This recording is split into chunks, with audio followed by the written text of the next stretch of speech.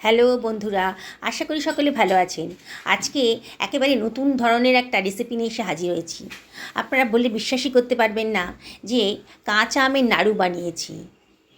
কি সত্যি বলছি, কাঁচা আমের নাড়ু।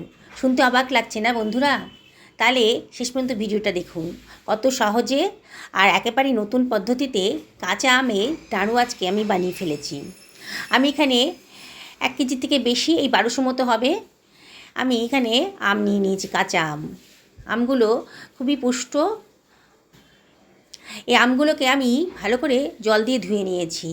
নিয়ে এবার আমি খোসাগুলো কেটে নিচ্ছি একটা পিলারের সাহায্যে। আমি এখানে পিলারের সাহায্যে খোসাগুলো কাটছি, আপনারা ইচ্ছে করলে বটিতেও খোসাগুলো কেটে নিতে পারেন। সমস্ত আমগুলোরই খোসা ছাড়ানো হয়ে গেছে, দেখুন। এবারে আমি একটা গ্রেটার নিয়ে নিয়েছি। এবার গ্রেটারের যে বড় মুখটা আছে সেইটা দিয়ে আমি আমগুলোকে গ্রেট করে নিচ্ছি। আমি আমগুলো গ্রেট করে তৈরি করব। আপনারা যদি মনে করেন তাহলে আমগুলোকে কুচি কুচি করে কেটেও এই নাড়ুটা বানাতে পারেন, কোনো অসুবিধা নেই। দেখুন, আমি আমগুলোকে গ্রেট করে নিচ্ছি। সমস্ত আমগুলোকে গ্রেট করা হয়ে গেছে। আমি কিন্তু আমগুলোকে আগে থেকে ভালো করে ধুয়ে রেখেছিলাম। আর এই আঁঠিটা আমি ফেলে দিচ্ছি। ভেতরে যে শক্ত অংশটা আছে আঁঠিটা, সেটা আমি ফেলে দেব। 5খানা আম নিয়েছি, তাতে আমার এই পরিমাণ গ্রেট করা আম বেরিয়েছে। আজকে একেবারে নতুন পদ্ধতিতে নতুন ধরনের একটা জিনিস বানাবো। এর ভেতর দিয়ে দিচ্ছি 1 টেবিল চামচ মতো লবণ। লবণটা গ্রেট করা আমের সাথে ভালো করে মাখিয়ে নিচ্ছি।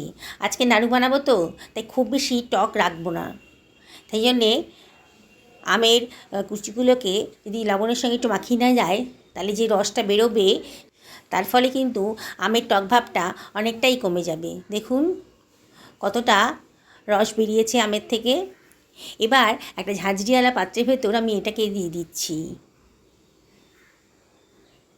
টক জলটা বেরিয়ে যাবে। এবার এর ভেতর দিয়ে দিচ্ছি নর্মাল ওয়াটার, দিয়ে একটু ধুয়ে নেব। আবারও চিপে চিপে ভালো করে আমের যে কষটা আছে সেটা বার করে দিচ্ছি, দিয়ে চিপে চিপে আমটাকে এভাবে ধুয়ে নিচ্ছি। দেখুন আমি কীভাবে করছি। এরম করে করলে পরে আমের টক ভাবটা কিন্তু অনেকটাই কমে যাবে। বন্ধুরা, রেসিপিটা একেবারেই সোজা আর একেবারে নতুন ধরনের। আপনারা তো আমের নানান ধরনের রেসিপি খেয়েছেন, আজকে এই নতুন ধরনের আমের নাড়ুটা বানিয়ে খান। দেখুন কতটা জল বেরিয়েছে আমার। আমি আবারও একটু জল দিয়ে ধুয়ে নিচ্ছি।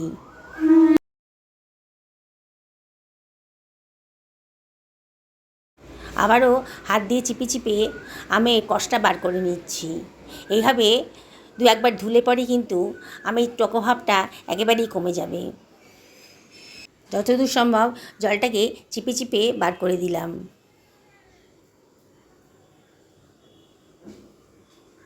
দেখুন এবারও কতটা জল বেরিয়েছে। এবারে আমের পাল্পটাকে নিয়ে নিচ্ছি একটা ফ্রাই প্যানের ভেতর, যেটাতে আমি রান্না করব সেটা তার মধ্যেই নিয়ে নিলাম একবারে। এবারে আমি এর ভেতর দিয়ে দেব চিনি। প্রথমে 1 বাটি চিনি দিলাম, তারপরে আরও 1 বাটির থেকে কম 1/2 বাটি মতন চিনি দিলাম। এখানে গ্রেট করা আমের পরিমাণটা প্রায় 2 বাটি মতো হবে, সেই জন্য 1.5 বাটি মতো চিনি দিলাম। আর দিয়ে দিলাম 1 টেবিল চামচ মতো লবণ। দিয়ে সব কিছু হালকা হাতে মাখিয়ে নিচ্ছি আমের সাথে।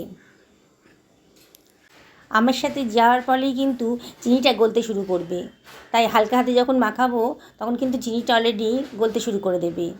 খানিকক্ষণ মাখানোর পরেই চিনিটা কিন্তু বেশ গলে গেছে, দেখুন।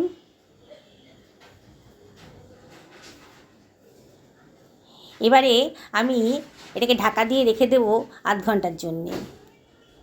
একটা প্যান গরম করে নিয়েছি, তার মধ্যে দিয়ে দিলাম একটা শুকনো লঙ্কা, আর দিয়ে দিচ্ছি 1/2 টেবিল চামচ মতো গোটা জিরে, 1/2 টেবিল চামচ গোটা ধনে, আর 1 টেবিল চামচ মতো মৌরি দিয়ে এটাকে ড্রাই রোস্ট করে নেব। গ্যাসের ফ্লেমটা মিডিয়াম টু লোতে রাখতে হবে। মশলাটা যদি পুড়ে যায় তাহলে কিন্তু মশলাটা তেতো হয়ে যাবে, তখন আর খেতে ভালো লাগবে না। তাই হালকা হাতে এটাকে একটু লো ফ্লেমে ফ্রাই করে নিতে হবে। সুন্দর একটা গন্ধ বেরোচ্ছে, গ্যাসের ফ্লেমটা অফ করে দিয়েছি। দিয়ে এটাকে আমি গ্রাইন্ড করে নেব। এতটুকু মশলা গ্রাইন্ডারে দিলে পরে খুব অসুবিধা হয়, সেজন্য একটা হামালদিস্তার ভেতর আমি এটাকে একটুখানি গ্রাইন্ড করে নিচ্ছি। আপনারা ইচ্ছে করলে শিলপাটাতেও করতে পারেন। দেখুন, খুব বেশি মিহি করার দরকার নেই, সুন্দর একটা গন্ধ বেরোচ্ছে। আমার মশলাটা কিন্তু গ্রাইন্ড করা হয়ে গেছে, এটা আমি সরিয়ে রাখছি। প্রায় 20-25 মিনিট বাদে ঢাকাটা তুলে দিয়েছি, আমের ঢাকাটা। দেখুন চিনিটা কিন্তু প্রায় গলেই গেছে। দেখুন, এবার আমি এটাকে গ্যাস ওভেনে বসিয়ে দিচ্ছি। এবার গ্যাসের ফ্লেমটা ধরিয়ে দিলাম, হাইতেই রেখেছি। প্রথমে নাড়াচাড়া করব না, মিনিট 2-এর মধ্যেই কিন্তু এটা ফুটতে শুরু করবে, তখন হালকা হাতে একটু নাড়াচাড়া করে দিতে হবে, নাড়িয়ে দিতে হবে। খুব হালকা হাতে নিচের থেকে একটু নাড়িয়ে দিচ্ছি।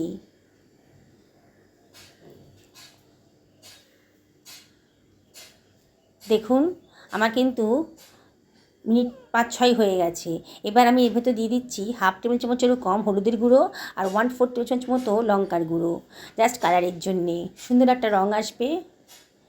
আর দিয়ে দিলাম ভেজে রাখা ড্রাই রোস্ট করা মশলাটা। মশলাটাও খুব সুন্দর একটা গন্ধ বেরোচ্ছে। আজকে যে নাড়ুটা বানাবো, কাঁচা আমের নাড়ু, এই স্বাদটা হবে টক ঝাল মিষ্টি। আবারও হালকা হাতে সব কিছু ভালো করে মিশিয়ে নিচ্ছি, অনবরত কিন্তু নাড়তে হবে। দেখুন, আমের কালারটা কিন্তু একেবারে চেঞ্জ হয়ে গেছে,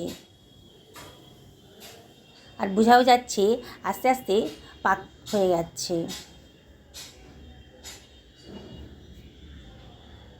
দেখুন, অনবরত কিন্তু হালকা হাতে নাড়িয়ে দিচ্ছি, আর গ্যাসের ফ্লেমটা মিডিয়াম টু হাইতে রেখেছি। এবার দিয়ে দিলাম 1/2 টেবিল চামচ মতো বিট লবণ। বিট লবণটা দিলে পরে খুব সুন্দর একটা টেস্ট আসে। আবারও সব কিছু ভালো করে মিশিয়ে নিচ্ছি। আস্তে আস্তে কিন্তু ফ্রাই প্যানের গাটা থেকে ছেড়ে আসছে আমের এই ডোটা। দেখুন, আরও খানিকক্ষণ পাক দিয়ে নিতে হবে। পাকটা যদি খুব ভালো মতো হয়, তাই নাড়ুগুলো কিন্তু খুব সুন্দর করে তৈরি হয়ে যাবে।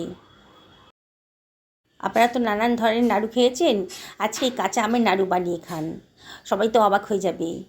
যাকে দেবেন সেই কিন্তু রেসিপিটা জানতে চাইবে। এরকম একটা অসাধারণ টেস্টি, একেবারে নতুন স্বাদের একটা রেসিপি আমার হয়ে গেছে। এটাকে আমি গ্যাসটা অফ করে দিয়ে, গ্যাসের ফ্লেমটা অফ করে দিয়ে এটাকে একটা অন্য পাত্রের ভেতর ট্রান্সফার করে রাখছি। এখনও খুব গরম আছে, একটু ঠান্ডা করে নেব। বন্ধুরা, রেসিপিটি যদি ভালো লাগে তাহলে লাইক করবেন আর কমেন্ট করে জানাবেন যে আপনাদের কীরকম লাগলো। পুরনো বন্ধুদেরকে অনেক ধন্যবাদ, তাদের সাপোর্টের জন্যই আজকে এত দূর আসতে পেরেছি।